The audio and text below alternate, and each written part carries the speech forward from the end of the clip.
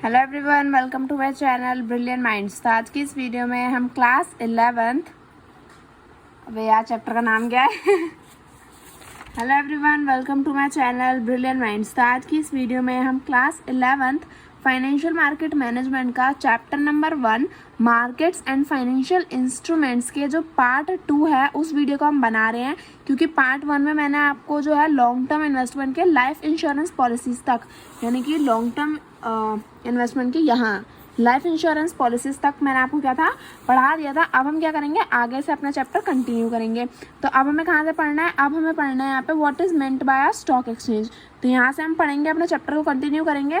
तो स्टार्ट करते हैं। तो यहाँ हमें दिया है what is meant by a stock exchange, यानी कि ये जो हम स्टॉक एक्सचेंज के बारे में सुनते हैं ये इसका मतलब क्या होता है।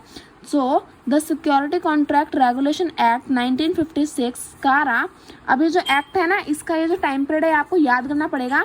मतलब ये एक्ट कौन से टाइम का है? ये है 1956 का।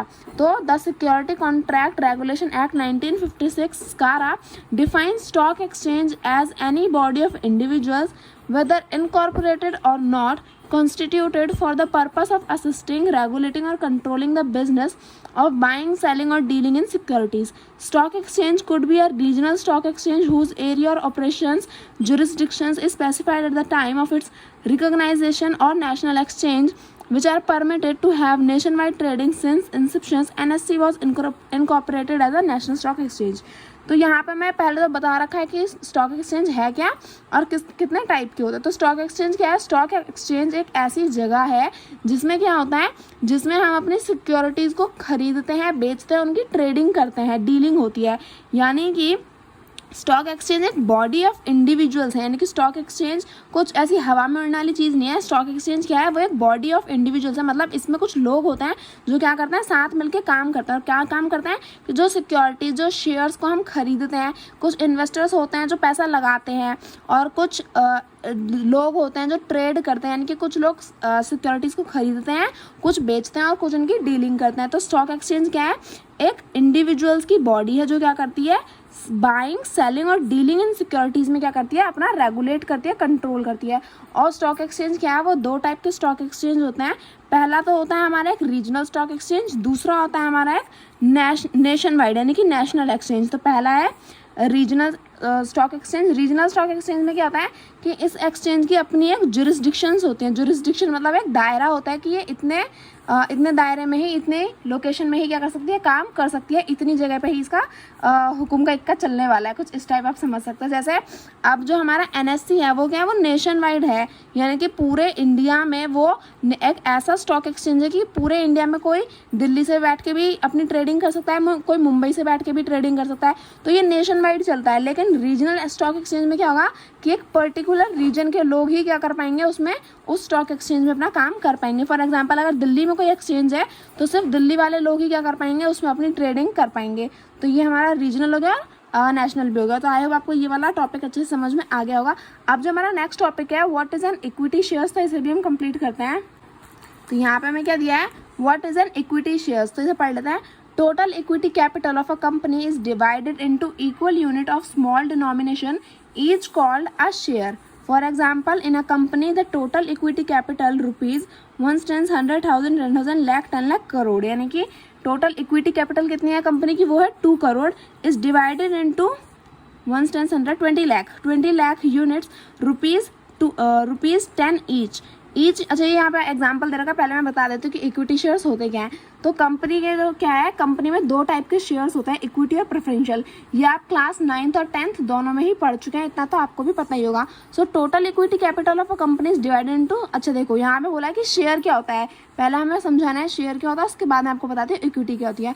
तो शेयर होता है कि कंपनी की टोटल कमाई नहीं, कंपनी की टोटल जो इनकम भी नहीं, हम कहेंगे कि टोटल कंपनी की कैपिटल कितनी है। कैपिटल क्या होती है कि पूरी कंपनी का पैसा कितना है। फॉर एग्जांपल कंपनी 2 करोड़ की है, 10 करोड़ की है, 10 लाख की है, तो वो पूरी टोटल कंपनी की कैपिटल कितनी है उसे हम क्या बोलते हैं, अब उसे ही हम इक्विटी कैपिटल भी बोलेंगे। फॉर एग्जांपल यहाँ पे दे रखा है कि जो हमारी कैपिटल है कंपनी की वो कितनी है, 2 करोड़ की है, और उसके शेयर्स कितने हैं, 1 tens 100,000 10,000 lakh 10 lakh, यानी कि 2 करोड़ की क्या है टोटल इक्विटी कैपिटल, और उसके नंबर ऑफ शेयर्स कितना है 20 lakh.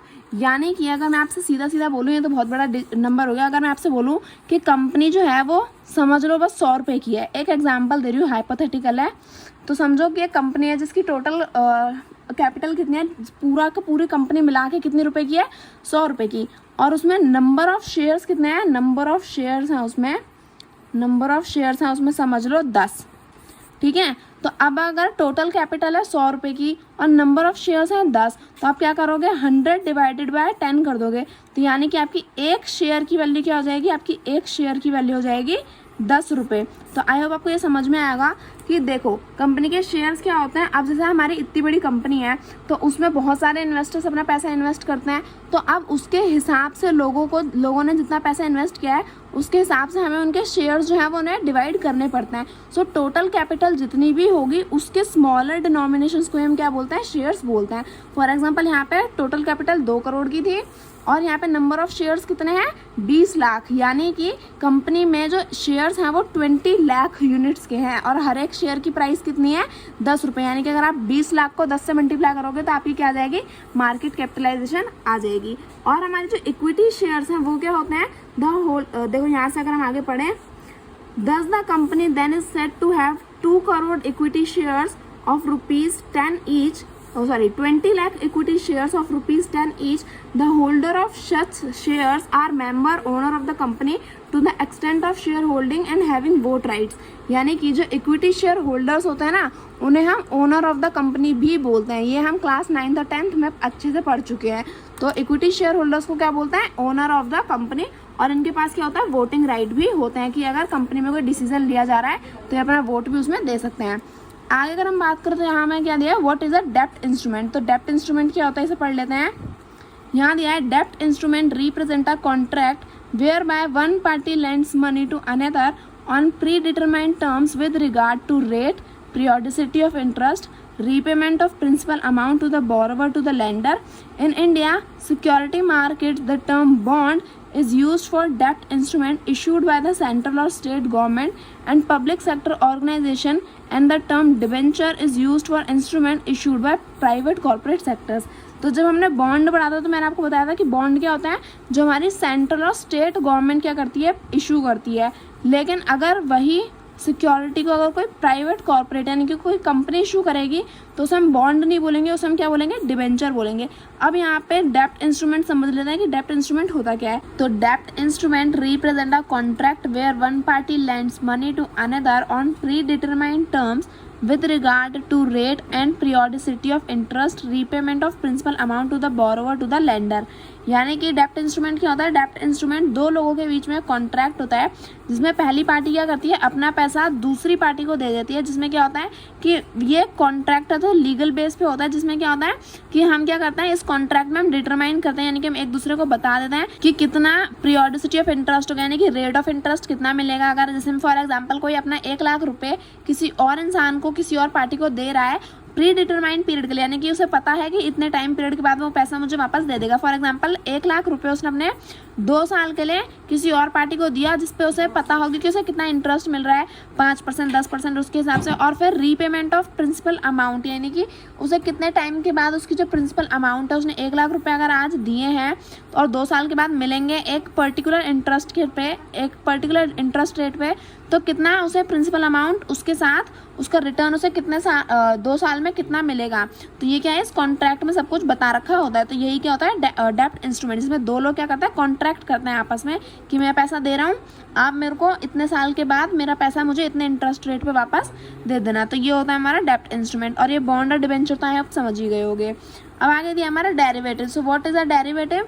Derivative is a product whose value is derived from the value of one or more basic variables called underlying. The underlying assets can be equity, index, foreign exchange, commodity और any other assets. यानी कि derivatives क्या होते हैं, derivative is a product. Derivative क्या है, एक product है जिसकी रियल वैल्यू खुद में कुछ नहीं होती, उसकी वैल्यू किसी दूसरे प्रोडक्ट से निकाली जाती है, यानी कि उसकी वैल्यू जो है वो किसी दूसरे प्रोडक्ट से डिराइव की जाती है। अब वो दूसरा प्रोडक्ट क्या हो सकता है, वो इक्विटी हो सकता है, इंडेक्स हो सकता है, फॉरेन एक्सचेंज हो सकता है, कोई कमोडिटी हो सकती है, कोई असेट हो सकता है। अब मैं आपको समझाऊं सीधा सीधा, तो डेरिवेटिव क्या है, डेरिवेटिव एक प्रोडक्ट है। फॉर एग्जांपल जो हमारा गोल्ड होता है, जो गोल्ड की रिंग होती है उसकी वैल्यू क्या है, उसकी वैल्यू उसके खुद से नहीं आ रही, उसकी वैल्यू कहाँ से आ रही है, उसके गोल्ड से आ रही है। अगर गोल्ड के प्राइस बढ़ेंगे तो ऑटोमेटिकली आपकी जो गोल्ड की रिंग है उसके भी प्राइस क्या हो जाएंगे, बढ़ जाएंगे। तो यानी कि आपकी जो गोल्ड रिंग है उसकी वैल्यू किससे ड्राइव हो रही है, एक दूसरे वैल्यूएबल असेट से। वो वैल्यूएबल असेट्स क्या है, वो वैल्यूएबल असेट क्या है, वो है हमारा गोल्ड। तो आई होप आप समझ गए होंगे डेरिवेटिव्स क्या होते हैं, ऐसे प्रोडक्ट जिनकी वैल्यू किससे, किसी और प्रोडक्ट से डिराइव होके आ रही हो, तो वो होता है हमारे डेरिवेटिव। तो अब हम अपना नेक्स्ट पे स्टार्ट करते हैं। अब हमें हमारा नेक्स्ट टॉपिक दिया है what is a mutual fund. तो क्लास 10th में तो म्यूचुअल फंड के ऊपर पूरा हमने एक चैप्टर पढ़ रखा था, तो फिर भी हम यहाँ पे आप देख लेते हैं कि म्यूचुअल फंड क्या होता है। तो देखो, अब mutual fund is a body corporate registered with SEBI.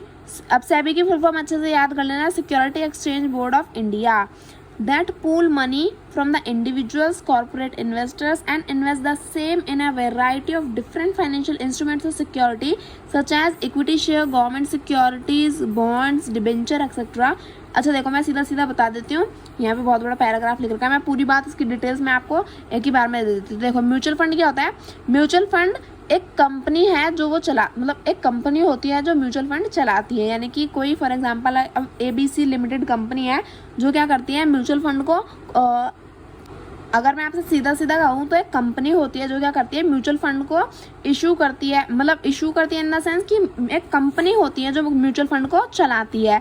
अब देखो, mutual fund is a body corporate registered with SEBI, यानी कि अब कोई भी कंपनी मुंह उठा के म्यूचुअल फंड नहीं खोल सकती। क्या है, जो कंपनी सेबी के साथ रजिस्टर्ड होगी वह, यानी कि अगर आपको म्यूचुअल फंड चलाना है, म्यूचुअल फंड आप एक कंपनी बनाना चाहते हो, AMC नहीं, हाँ, मतलब आप सीधा सीधा समझो कि एक कंपनी जो है उसे पहले खुद को रजिस्टर कराना पड़ेगा सेबी के पास कि मैं म्यूचुअल फंड अब क्या करना चाहता हूँ, मार्केट में लाना चाहता हूँ। तो एक रजिस्टर्ड कंपनी क्या करती है, म्यूचुअल फंड को मार्केट में लाती है।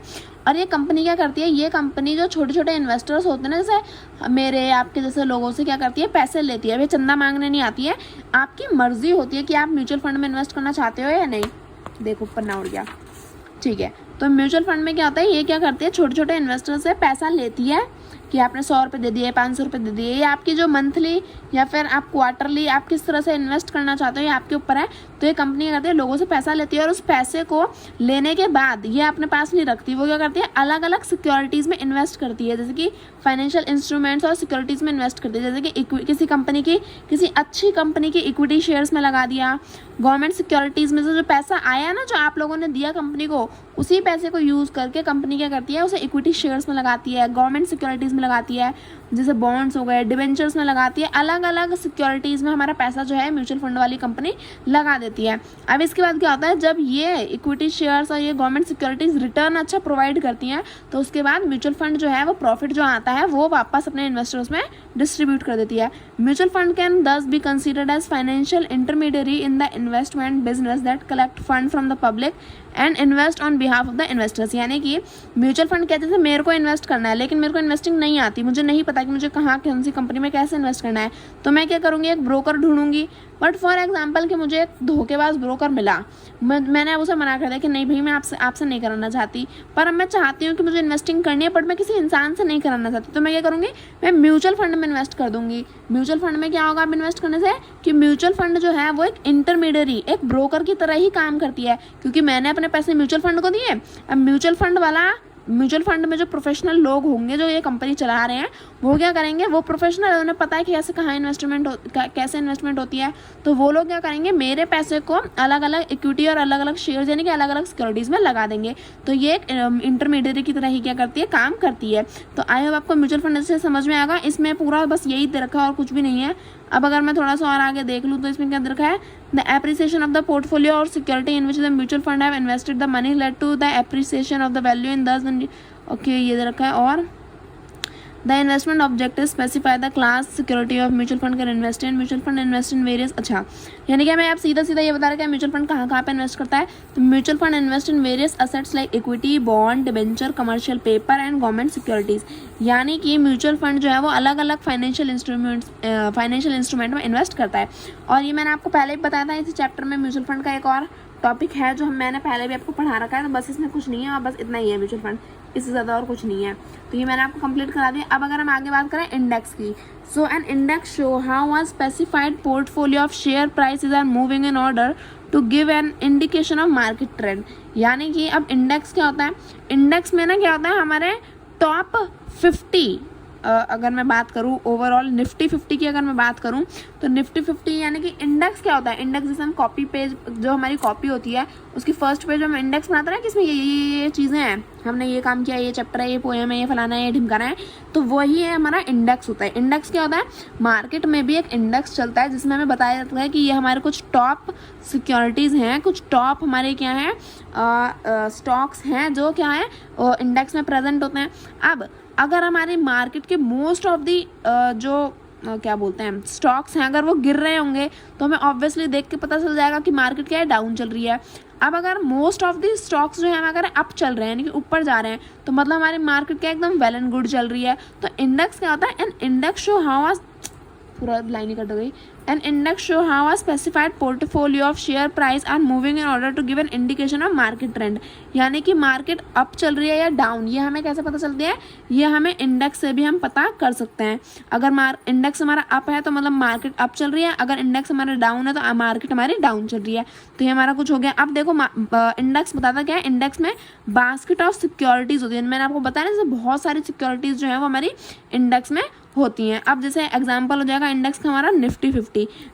Nifty 50 is a well diversified 51 stock index accounting of 13 sectors of economy. It is used for a variety of purpose such as benchmark, fund portfolio, index based derivatives and index fund। यानी कि Nifty 50 में हमारे total कितने stocks होते हैं 51, पहले 50 होते थे 51 हो गए हैं। तो अब देखो निफ्टी 50 में कितने हमारे 51 स्टॉक्स हैं और ये अलग अलग 13 सेक्टर्स के फंड है, जैसे हमारे बैंकिंग सेक्टर हो गया, ऑटोमोबाइल सेक्टर हो गया, हेल्थ एंड इंफ्रास्ट्रक्चर सेक्टर हो गया। तो इस तरह के हमारे टोटल 13 सेक्टर के फंड क्या हैं हमारे निफ्टी 50 में होते हैं। तो ये इंडेक्स है जिसमें टॉप 51 स्टॉक्स आते हैं। अब अगर ये इंडेक्स अप चल रहा है यानी कि ऊपर चल रहा है तो वेल एंड गुड, तो मार्केट अच्छी चल रही है। बट अगर ये नीचे है तो मतलब मार्केट जो है वो अभी डाउन चल रही है। तो ये हमारा इंडेक्स हो गया। अब अगर हम बात करें व्हाट इज अ डिपॉजिटरी, तो depository is like a bank where in the deposits are secured, where in the deposit are securities, shares, debenture, bonds, government securities, unit in electronic form. यानी कि जैसे हमारा बैंक होता है ना उसी की तरह हमारी डिपॉजिटरी होती है। बैंक में हम क्या करते हैं, अपना पैसा सेव करते हैं, ऐसे ही डिपॉजिटरी में क्या करते हैं, डिपॉजिटरी में हम अपनी सिक्योरिटीज़ को डिपॉजिट करते हैं। अब ये सिक्योरिटीज़ को हम हाथ में लेके थोड़ी ना घूमेंगे, ये मेरे 1 शेयर, ये मेरा 2 शेयर, ये मेरे 3 शेयर, ऐसा तो नहीं करेंगे। हम क्या करेंगे, जो इन्वेस्टर्स होते हैं उन्हें अपनी सिक्योरिटीज़ को भी तो कहीं रखना होता है ना। तो उनके लिए जैसे एक बैंक होता है पैसे के लिए, तो वैसे ही सिक्योरिटीज़ के लिए क्या होता है, डिपॉजिटरी। तो यहाँ पर हमने सिक्योरिटीज़ को डिपॉजिट करते हैं, जैसे share, debenture, bond, government securities और अलग अलग फाइनेंशियल इंस्ट्रूमेंट्स, इन सबको हम क्या करते हैं, डिपॉजिटरी में डिपॉजिट करते हैं। अब डीमेटेरियलाइजेशन क्या होती है, फिर भी एक बार मैं आपको दिखा देती हूँ। देखो, dematerialisation is the process by which physical certificates of an investor are converted to an equivalent number of security in electronic form and credited to investors account with his depository participants, DP. अच्छा देखो, depository हमारे electronic form में हमारे जो securities है ना save करके रखती है। अब डीमेटेरियलाइजेशन क्या है, डीमेटेरियलाइजेशन एक प्रोसेस है जिसमें जो हमारे फिजिकल सर्टिफिकेट्स हैं उन्हें हम क्या करते हैं, इलेक्ट्रॉनिक फॉर्म में कन्वर्ट कर लेते हैं। यानी कि अब जैसे पहले के टाइम पे तो इतनी टेक्नोलॉजी थी नहीं, तो पहले क्या होता था, हमें जो एक पेपर होता था ना, जो हार्ड शीट होती है, उस पर हमें सारी डिटेल्स लिख के हमारे पास दे देते थे। लेकिन आज भी देते हैं, हार्ड शीट में, हार्ड कॉपी में दे देते हैं। लेकिन अगर फिर भी जैसे अगर आपको अपनी डिपॉजिट, आज आपने सिक्योरिटी खरीदी है, आपके पास उसकी सारी डिटेल्स हैं, अब कल आप उसे बेच रहे हो, लेकिन या फिर कोई और आपको बेच रहा है, तो आपने उससे डिपॉजिटरी की जो डिटेल्स है मांगोगे ना, तो अब क्या पता वो सामने वाला इंसान आपको फेक पेपर डिलीवर कर दे, या फिर वो डिलीवर ना हो आपको टाइम पे, या फिर वो फट जाए ना या खो जाए। तो इनकी जो परेशानी है ना, इसको ख़त्म करने के लिए क्या है, डीमेटेरियलाइजेशन आया है कि आप अपनी सिक्योरिटीज़ को जो मतलब आपकी जो सिक्योरिटीज़ हैं उसका जो फिजिकल सर्टिफिकेट है उसे आप क्या कर सको, इलेक्ट्रॉनिक फॉर्म में कन्वर्ट करके अपने पास हमेशा के लिए सेव करके रख सको। तो यानी कि जब हम अपनी सिक्योरिटीज़ को फिजिकल सर्टिफिकेट से इलेक्ट्रॉनिक फॉर्म में क्या करते हैं, कन्वर्ट करते हैं, तो वो होता है हमारा डीमेटेरियलाइजेशन। अब जो हमारा आगे के टॉपिक्स हैं उन्हें हम स्टार्ट करते हैं। अब अगर मैं आपको दिखाऊँ तो यहाँ पे क्या दे रखा है कि जो हमारी ऊपर वाली इमेज है ना, ये क्या है, हमारे फिजिकल शेयर सर्टिफिकेट की इमेज है, यानी कि जैसे पहले के टाइम पे जो फिजिकल सर्टिफिकेट होते थे वो कुछ इस टाइप में होते थे कि पूरा एक पेपर होता था, उस पर अच्छे से सब कुछ लिखा होता था, तो इस टाइप के फिजिकल सर्टिफिकेट होते थे। अब हम क्या करते हैं, डीमेटेरियलाइज करा के क्या करते हैं ना, इलेक्ट्रॉनिक फॉर्म में चेंज कर लेते हैं। कौन से प्रोसेस से? डीमेटेरियलाइज प्रोसेस से। तो अब इलेक्ट्रॉनिक फॉर्म में हमें कैसे दिखाते हैं, तो इलेक्ट्रॉनिक फॉर्म में हमारी फ़ोन में फ़ोटो आती हैं, है ना, तो ईमेल के थ्रू या फिर कैसे भी वो आपको क्या करते हैं, मोस्टली ईमेल के थ्रू ही आपको क्या करता है, आपकी जो इलेक्ट्रॉनिक फॉर्म है उसमें आपको इस तरह से आपकी जो सर्टिफिकेट है उसकी इमेज आपको दे दी जाती है। तो आई होप आपको यहाँ पे ये सब समझ में आ गया होगा। अब अगर हम आगे बात करें what is meant by securities, यानी कि सिक्योरिटी से आपको क्या समझ में आता है। So the definition of security as per security contract regulation act SCARA 1956 includes instruments such as share, bonds, script, stocks or other marketable securities of similar nature in or any incorporate company or body corporate government security derivatives। ओहो भाई कितना कुछ बोल दिया। देखो मैं आपको बताऊं तो क्या है, यहाँ पे सिक्योरिटीज़ का मतलब होता है कि गार्ड आपके घर के बाहर बैठा है और सिक्योरिटी कर रहा है। गलत, ऐसा कुछ नहीं होता। नहीं नहीं नहीं नहीं नहीं, देखो मैं आपको बताती हूँ सिक्योरिटी का मतलब क्या होता है। सिक्योरिटी का मतलब होता है कि जो भी हमारी फाइनेंशियल इंस्ट्रूमेंट्स है ना, जिसमें हम इन्वेस्ट करते हैं, तो इन्वेस्टर जिन जिन चीज़ों में इन्वेस्ट कर सकता है फाइनेंशियली, तो उन्हीं को हम क्या बोलते हैं, सिक्योरिटीज़ बोलते हैं। जैसे शेयर हो गए, शेयर में हम क्या करते हैं, इन्वेस्ट करते हैं। बॉन्ड्स, स्क्रिप्ट्स, स्टॉक्स, तो इन सब में हम क्या करते हैं, इन्वेस्ट करते हैं ना। हमारी कॉर्पोरेट्स में, गवर्नमेंट सिक्योरिटीज़ में, डेरिवेटिव्स में भी हम क्या करते हैं, इन्वेस्ट करते हैं। हमें पता है डेरिवेटिव्स, जैसे हमारा गोल्ड का एग्जांपल मैंने आपको दिया था, तो हमें पता है कितने सारे लोग गोल्ड में इन्वेस्ट करते हैं। फिजिकल एसेट्स होते हैं, जैसे हमारे घर, मकान, दुकान, ये सब जो है, इन सब में भी तो हम इन्वेस्ट करते हैं। तो ये सारी चीज़ें क्या होती हैं, ये सारी चीज़ें हमारी सिक्योरिटीज़ में आती हैं। तो आई होप आपको ये सब समझ में आया होगा। जैसे अब सेंट्रल गवर्नमेंट इशू कर रही है, या फिर जो डेरिवेटिव्स हैं, जैसे सेंट्रल गवर्नमेंट क्या इशू करेगी, बॉन्ड इशू करेगी, है ना। तो ये सब जो हमारी चीज़ें होती हैं, इन सबको हम सिक्योरिटीज़ बोलते हैं। तो आई होप आपको सिक्योरिटीज अच्छे से समझ में आएगा। अब जो हमारा नेक्स्ट पेज है उसे हम स्टार्ट करते हैं। यहाँ हमें क्या दिया है, यहाँ पे हमें दे रखा है to give the exact definition, security include share, script, stock, bond, debenture, stock और अदर मार्केटेबल सिक्योरिटीज़। अच्छा देखो मैं आपको सीधा सीधा बताऊँ, ये अभी आपके काम की चीज़ नहीं है। अब आप कहोगे तो फिर दे क्यों रखी है, दे इसलिए रखी है, ये आपको क्या बता रखा है ना कि कब कौन सी सिक्योरिटी को कैसे लाया गया, कौन से टाइम पीरियड पे कौन से अमेंडमेंट्स आए, है ना, कौन से एक्ट के थ्रू कौन सी सिक्योरिटी आई। इस हिसाब से बस आपको, मतलब ये आपके काम की चीज़ नहीं है, ये आपसे ना तो पूछी जाने वाली है ना ही पूछी जाएगी। तो ये बस बता रखा है कि इस तरह से सिक्योरिटी आई थी, ये एक्ट था जब ये सिक्योरिटी आई थी, ये वाला लॉ लगा था, फलाना ठिकाना। तो आपकी काम की चीज़ नहीं है, तो अभी से रहने दो। अब अगर हम आगे देखें काम की चीज़, तो वो है ये वाली, what is the function of securities market. अब सिक्योरिटीज़ मार्केट का फंक्शन क्या है, हमें समझ में आ गया, स्टॉक एक्सचेंज क्या है, सिक्योरिटीज़ क्या है, बट इस सिक्योरिटी मार्केट का कुछ काम तो होगा ना, तभी तो है ना इस दुनिया में, वरना क्या फंक्शन ही नहीं है तो क्या करिए।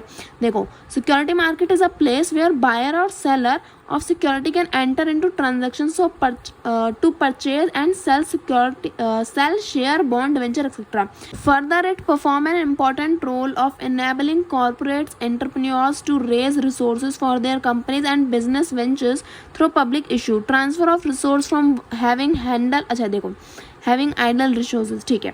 यहाँ में कहते हैं सिक्योरिटी मार्केट का फंक्शन क्या है। अब देखो सिक्योरिटी मार्केट हमें समझ में आ गया, जैसे हमारा स्टॉक एक्सचेंज होता है, उसमें क्या होता है, जहाँ पे लोग अपने सिक्योरिटीज़ को, एक जगह होती है ना जहाँ पे लोग अपनी सिक्योरिटीज़ को सेल करते हैं, बाय करते हैं और ट्रेड करते हैं, डील करते हैं। तो ऐसे ही सिक्योरिटी मार्केट क्या है, सिक्योरिटी मार्केट समझ में आ रहा है, सिक्योरिटीज़ की मार्केट यानी कि ऐसी जगह है जहाँ पे हम अपनी सिक्योरिटीज़ को क्या करते हैं, बेचते हैं और खरीदते हैं और बेचते हैं, बाय करते हैं और सेल करते हैं। तो हम क्या करते हैं, मतलब हम सीधी सीधी ट्रांजैक्शन जहाँ पे हम करें, जहाँ पे हम अपनी शेयर्स को, बॉन्ड्स को, डिबेंचर्स को और अपनी सिक्योरिटीज़ को क्या करें, खरीदें या बेचें, जहाँ पे हम ट्रांजैक्शंस करें, इन्वेस्टर्स और इशूअर्स, ये सब लोग जहाँ पे होते हैं, तो वो होती है हमारी सिक्योरिटी मार्केट। अब सिक्योरिटी मार्केट का फंक्शन क्या है, अब देखो जहाँ पे हम अपनी सिक्योरिटीज़ को सेल करेंगे, बाय करेंगे, तो वो हम क्यों करते हैं, ताकि जो अलग अलग जो बड़े बड़े कॉर्पोरेट्स हैं उन्हें इन्वेस्टर्स चाहिए, तो वो अपनी सिक्योरिटीज़ को बेचते हैं और इन्वेस्टर्स क्या करते हैं, सिक्योरिटीज़ को खरीदते हैं। तो इन्वेस्टिंग के लिए हमें क्या चाहिए, सिक्योरिटी मार्केट चाहिए। अब कहीं ना तो कहीं तो हम ये सब काम करेंगे ना, ऐसा थोड़ी ना कि सपना आया, सपने में हमने पैसे का लेन देन कर लिया, काम खत्म हो गया, नहीं। हमें एक जगह चाहिए ना जहाँ पे अपने कॉर्पोरेट्स जो बड़े बड़े इन्वेस्टर्स हैं, बड़े बड़े बिजनेसमैन हैं, वो इन्वेस्टर्स के लिए अपनी सिक्योरिटीज़ को बेच सकें, खरीद सकें। एंटरप्रेन्योर्स जो होते हैं उन्हें अपने रिसोर्सेज को रेज करना होता है। जैसे एंटरप्रेन्योर्स क्या होगा, जैसे एलॉन मस्क हो गए और जो हमारे जेफ बेजोस हो गए, ये सब क्या है, एंटरप्रेन्योर्स हैं। तो इन्हें अपने पैसे को क्या है, बढ़ाना होता है। तो वो ऐसे रखे रखे तो नहीं बढ़ेगा ना, उन्हें क्या करना होगा, इन्वेस्ट करना होगा। इन्वेस्ट कहाँ करेंगे, वो सिक्योरिटी मार्केट में इन्वेस्ट करेंगे।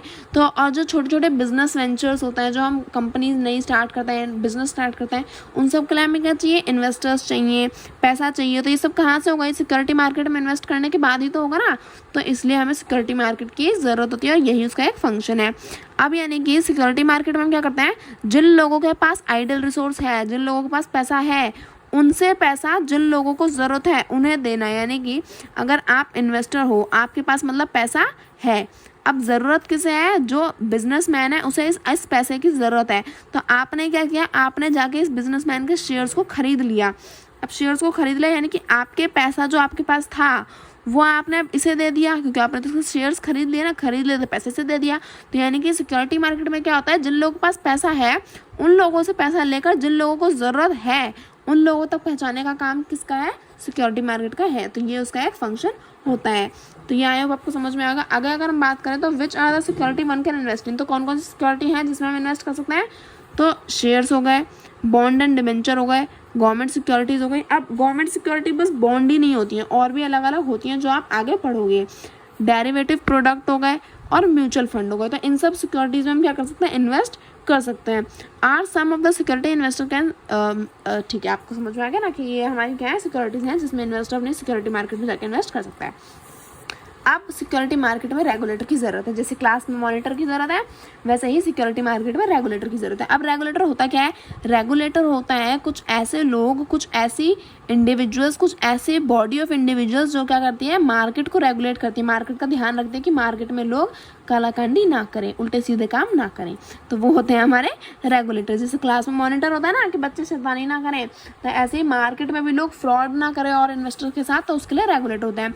सो why does security market need regulators, तो मैंने अभी आपको बताया, the absence of conditions of prefer competition in security market make the role of regulator extremely important. The regulator ensures, देखो यहाँ पे इसका फंक्शन दिया है, मतलब ज़रूरत दी है, the regulator ensures that the market participant behave in a desired manner so that the security market continue to be a major source of finance for corporate and government and interest of other and interest और investor are protect. यानी कि जो regulators होते हैं वो बहुत ज़्यादा important होते हैं। क्यों, क्योंकि अगर रेगुलेटर्स होंगे, अगर ऊपर से मार्केट पे कोई ध्यान रखने वाला होगा, जैसे सेबी हो गया और हमारा ये आरबीआई हो गया, ये सब क्या है, हमारे रेगुलेटर्स हैं। तो ये क्या करते हैं, मार्केट पे ध्यान रखते हैं कि ये लोग और इन्वेस्टर्स के साथ फ्रॉड ना करें, कुछ गलत काम ना हो, है ना, किसी का पैसा लेके कोई कहीं चला ना जाए, सही तरीके से सारी ट्रेडिंग हो। तो इस सब के लिए क्या है, ये ताकि मार्केट के जो लोग हैं, मार्केट पार्टिसिपेंट्स क्या हैं, वो सही डिज़ायर मैनर में बिहेव करें और लोगों के साथ। तो उसके लिए क्या है, हमें रेगुलेटर्स की ज़रूरत पड़ती है। और जो इन्वेस्टर्स हैं उनका इंटरेस्ट जो है वो बचा रहे, यानी कि जो इन्वेस्टर्स हैं उनके साथ फ्रॉड ना हो, उनके साथ उनकी सिक्योरिटीज़ को टाइम पे डिलीवर कर दिया जाए, बाकी सारा काम सही से हो। तो इसके लिए हमें रेगुलेटर्स की क्या है, ज़रूरत है। That's why we need regulators. अब who regulates the security market, यानी कि रेगुलेटर होते कौन कौन है जो रेगुलेट करते हैं। तो पहला दिया है department of economic affair DEA, department of company affair DCA, RBI reserve bank of India and security and exchange board of India SEBI.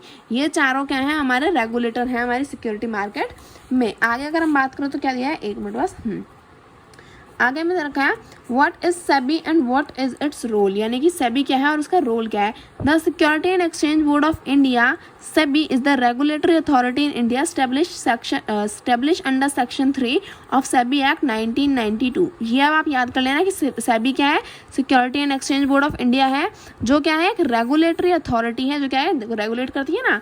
और ये कब आई थी, ये आई थी अंडर सेक्शन सेबी एक्ट 1992 के तहत। क्या है, ये सेबी हमारी इंडिया में इस्टेब्लिश हुई थी।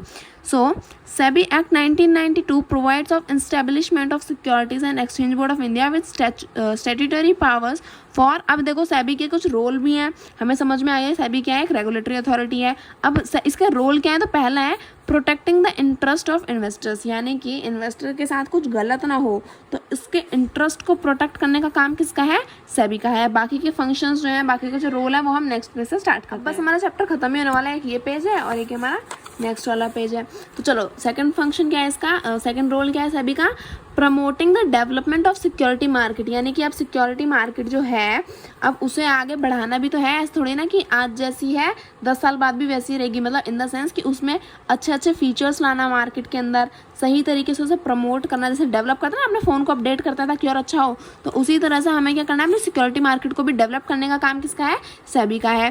थर्ड फंक्शन क्या है, रेगुलेटिंग द सिक्योरिटी मार्केट। अब रेगुलेटरी अथॉरिटी है तो ऑब्वियस सी बात है वो क्या करती है, सिक्योरिटी मार्केट को रेगुलेट भी करती है। Its regulatory jurisdictions extend over corporates in the issuance of capital and transfer of security, in addition to all intermediaries and persons associated with security market. SEBI have been obligation to perform the aforesaid function by such measures as it thinks fit. It has power for. अब देखो कुछ 3 function तो हमें पता चल गए। पहला क्या है, इन्वेस्टर के इंटरेस्ट को प्रोटेक्ट करना। सेकंड, जो सिक्योरिटी मार्केट है उसकी डेवलपमेंट करना। थर्ड, जो है सिक्योरिटी मार्केट को रेगुलेट करना। अब जो सेबी है ये उसके रोल थे। अब सेबी के पास कुछ पावर्स भी हैं। अब पावर्स क्या है कि वो हवा में उड़ सकती है ना, हल्क की तरह हरा बन सकती है। नहीं, ये पावर्स नहीं है उसके पास क्या पावर्स है, ये 4 पॉइंट हमें यहाँ पे दे रखे हैं। पहला क्या है, regulating the business in stock exchange and any other security market, यानी कि अब कोई बिजनेस जो स्टॉक मार्केट में है या फिर स्टॉक एक्सचेंज में है, सिक्योरिटी मार्केट में है, तो उस सबको क्या करना, रेगुलेट करना। अलग अलग कंपनी, अलग अलग बिजनेस जो है वो अपनी स्टॉक मार्केट में आते हैं, है ना, स्टॉक एक्सचेंज में आते हैं, तो उन सबको क्या करती है, रेगुलेट करती है। Second, registering and regulating the work of stock broker and sub broker, यानी कि जो स्टॉक ब्रोकर और सब ब्रोकर होते हैं ना, वो किस तरह से काम कर रहे हैं और कितना अच्छा काम कर रहे हैं, और जो रजिस्टर्ड हैं, यानी कि अब जैसे कुछ तो होता है ईमानदार, कुछ होते हैं बेईमान। अब जो ईमानदार हैं वो काम कर रहे हैं, एक ना एक दिन के बाद तो उन्हें भी रजिस्टर करना पड़ेगा ना कि ये ऑथोराइज्ड हो गए। तो वो ऑथोराइज हम कैसे पता लगाएंगे, अगर सेबी ने उन्हें रजिस्टर किया है अपने पास तो वो ऑथोराइज हैं। अगर सही सेबी ने ऑथोराइज नहीं किया तो मतलब वो अभी रजिस्टर्ड नहीं हुआ है। तो मतलब कि अगर सेबी क्या करती है, स्टॉक ब्रोकर और सब ब्रोकर को क्या करती है, अगर वो काम कर रहे हैं और उन्होंने क्या किया, उसे अपने पास रजिस्टर कर लिया, तो वो क्या हो गए, वो ऑथोराइज हो गए। हम कहते हैं ना ऑथोराइज ब्रोकर के पास जाओ, यानी कि जो ब्रोकर को सेबी रजिस्टर कर लेती है वही क्या होता है, ऑथोराइज ब्रोकर। तो अब ऑथोराइज करने का काम किसका है, सेबी का है, क्योंकि वही तो रजिस्टर करेगी। तो ये उसका एक काम हो गया, एक पावर हो गई इसके पास कि वही ऐसा कर सकती है और कोई नहीं कर सकता। Promoting and regulating self regulatory organisation, यानी कि जो सेबी है वो क्या करती है, और भी जो बिजनेसेस हैं और भी जो रेगुलेटरी अथॉरिटीज़ हैं उन्हें क्या बोलती है, और प्रमोट करती है कि हाँ आप इस तरह से अच्छे से काम करते रहिए और ज़्यादा प्रमोट हो, मतलब और ज़्यादा डेवलप कीजिए। तो इस तरह से प्रमोट करने का और रेगुलेट करने का जो सेबी है वो ध्यान भी रखती है कि कहीं कोई फ्रॉड ना करे, कहीं कंपनी ज़्यादा आगे बढ़ के हमारे साथ कोई धोखाधड़ी ना करे। तो इस सब का भी क्या करती है, सेबी प्रमोट भी करती है और रेगुलेट भी करती है।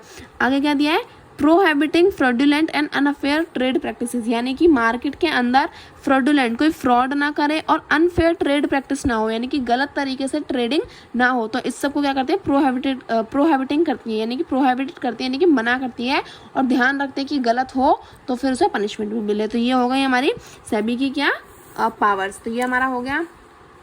अब अगर हम आगे देखें, आगे क्या दिया हमारा, पार्टिसिपेंट्स दे रखा है, थोड़ा सा पढ़ के फिर हमारा चैप्टर कंप्लीट हो जाएगा। तो पार्टिसिपेंट क्या है, who are the participant in security market. तो सिक्योरिटी मार्केट में सिर्फ 3 पार्टिसिपेंट होते हैं। 3 मतलब कौन कौन, पहला इशूअर ऑफ द सिक्योरिटी, जो सिक्योरिटी को इशू करेगा, है ना। अब जैसे मैं कहूँ कि दुकान पे कौन कौन लोग होते हैं, दुकान पे 3 लोग होते हैं, मतलब बहुत सारे लोग होते हैं, बट अगर मैं उन्हें 3 कैटेगरी में डिफाइन करूँ तो कौन कौन होता है, पहला दुकानदार, दूसरा जो खरीदार होता है वो, और तीसरा कौन, जो नौकर आपको सामान ला के देता है। अब नौकर ज़रूरी नहीं है कि नौकर हो ही हो, बट मोस्ट ऑफ द ज़रूरत पड़ जाती है। तो अब देखो ऐसे ही सिक्योरिटी मार्केट में भी 3 लोग होते हैं। पहला क्या, इशूअर ऑफ द सिक्योरिटी, यानी कि जो इशू करेगा, यानी कि हम सीधा सीधा कह सकते हैं सेलर, यानी कि दुकानदार अगर मैं आपसे कहूँ तो। और इन्वेस्टर इन सिक्योरिटीज़, यानी कि जो सिक्योरिटीज़ में इन्वेस्ट करेगा, यानी कि इन्वेस्टर। अब इन्वेस्टर को जैसे मैं अगर आपको दुकान वाले एग्जांपल से समझाऊं तो दुकानदार, क्योंकि दुकानदार पैसा देता है फिर सामान लेता है। तो ऐसे ही यहाँ पे जो दुकान मतलब जो इशूअर है वो सिक्योरिटी देगा, इन्वेस्टर सिक्योरिटी को लेगा। तो इशूअर होता है एक, इन्वेस्टर होता है, और कौन होता है, इंटरमीडियरी। इंटरमीडियरी यानी कि जो हमारा ब्रोकर होता है ना, जो बीच में हमारा लेन देन कराता है, तो वो हो जाएगा हमारा इंटरमीडियरी। तो ये 3 जो पार्टिसिपेंट्स हैं वो सिक्योरिटी मार्केट में होते हैं, पहला issuer, second investor, third intermediary. तो यही क्या होता है, हमारे 3 पार्टिसिपेंट्स होते हैं और कुछ नहीं होते, और कोई नहीं होते। अब अगर देखो, is it necessary to transact through an intermediary. अच्छा, यानी कि अगर हम जो इंटरमीडिएट है, जो स्टॉक ब्रोकर, सब ब्रोकर हैं, क्या ये ज़रूरी है कि अगर हम ट्रांजैक्शंस कर रहे हैं, अगर हम सिक्योरिटी मार्केट में इन्वेस्ट कर रहे हैं तो इंटरमीडियरी का होना बहुत ज़रूरी है। तो it is advisable to conduct transaction through an intermediary. यानी कि अभी एक एग्जाम्पल दे रखा है, मैं आपको सीधा सीधा बताती हूँ कि अब कोई ज़ोर दबाव नहीं है कि आपको इंटरमीडियरी चाहिए ही चाहिए, वो आपके लिए बस एक एडवाइस है कि आप लेना चाहो तो ले सकते हो। क्योंकि अगर आपको सही से नॉलेज नहीं है किसी चीज़ की तो आप उस इंसान की हेल्प लो जिसे उसके बारे में सब कुछ पता है। लेकिन अगर आप जानते हो पहले से ही स्टॉक मार्केट के, सिक्योरिटी मार्केट के बारे में अच्छे से, और आपको इन्वेस्ट करना भी आता है, तो आप मत लो, वो आपकी मर्जी है। लेकिन फिर भी लोग क्या करते हैं, एडवाइस करते हैं कि आप क्या करो, एक इंटरमीडियरी की हेल्प ले लो, ताकि अगर आपको कुछ ना आता हो सिक्योरिटी मार्केट में, किस तरह से इन्वेस्ट करते हैं या क्या होता है सिक्योरिटी मार्केट में, तो इंटरमीडियरी आपकी हेल्प कर सके। तो ये क्या है, सिर्फ एक एडवाइजेबल, मतलब एक नो, मतलब आपको लोग एडवाइस करते हैं, वो आपकी मर्जी है, आप लेना चाहो या ना लेना चाहो। सो आगे क्या दिया, for example you need to transact. अच्छा, बस ये एग्जाम्पल रखे कि सोचो कि अगर आपको एक ट्रांजैक्शन करनी है लेकिन अगर आपको नहीं आता तो आप क्या करोगे, तो आप एक इंटरमीडियरी की हेल्प लोगे और कुछ नहीं। ये सिर्फ एक एग्जाम्पल है, आप चाहो तो पढ़ भी सकते हो। अच्छा देखो, what are the segment of security market. अब जैसे हाँ, अब सिक्योरिटी मार्केट के कौन कौन से सेगमेंट होते हैं, यानी कि अब क्लासिफिकेशन भी तो कुछ होते होंगे ना, कुछ पार्ट में डिवाइड होती होगी security market. So the security market has 2 interdependent segments, यानी कि सिक्योरिटी मार्केट में 2 इंटरडिपेंडेंट सेगमेंट्स होते हैं। 2 इंटरडिपेंडेंट सेगमेंट्स होते हैं जो एक दूसरे पे क्या करते हैं, डिपेंड करते हैं। पहला the primary market, new issue, and the secondary market. तो ये 2 तरह की सिक्योरिटी मार्केट होती हैं। पहली द प्राइमरी मार्केट, जहाँ पे पहली बार एकदम नया सिक्योरिटीज़ को हम सेल और बाय करते हैं, और दूसरा हमारी सेकेंडरी मार्केट, जहाँ पे हम दूसरी बार अपनी सिक्योरिटीज़ को बाय और सेल करते हैं। अब आप सोचोगे प्राइमरी और सेकेंडरी मार्केट क्या है, तो हमारा नेक्स्ट चैप्टर जो है वो इसी के ऊपर है पूरा का पूरा, तो वो हम अपना अपनी जो नेक्स्ट वीडियोज़ होंगी उनमें हम कवर करेंगे। So primary market provide the channel for new sales of new security, while the secondary market, जैसे मैंने आपको बताया कि प्राइमरी मार्केट में क्या होता है, हमारी जो नई सिक्योरिटीज़ होती हैं उनकी सेल होती है, और सेकेंडरी मार्केट में जो हमारी जो सिक्योरिटीज़ हैं वो जो पहले एक बार इशू हो चुके हैं उन्हें हम दोबारा क्या करते हैं, सेल करते हैं। तो ये हमारा जो चैप्टर है, chapter number 1 markets and instrument and financial instruments, वो क्या है हमारा कंप्लीट हो गया है। अभी हमारा क्या है, ये हमारा पॉइंट्स टू रिमेंबर है। ये मतलब हमारा पूरा क्या है, ये जो चैप्टर था उसी के ऊपर यहाँ पे हमारा ये हमें यहाँ पे बता रखा है। अब पर हमने चैप्टर क्या है पूरा यहाँ पे कंप्लीट हमने कर लिया है। आई होप आपको पूरा चैप्टर अच्छे से समझ में आया होगा। वीडियो अच्छी लगी तो प्लीज़ वीडियो को लाइक करें and subscribe my channel for more videos. Thank you for watching.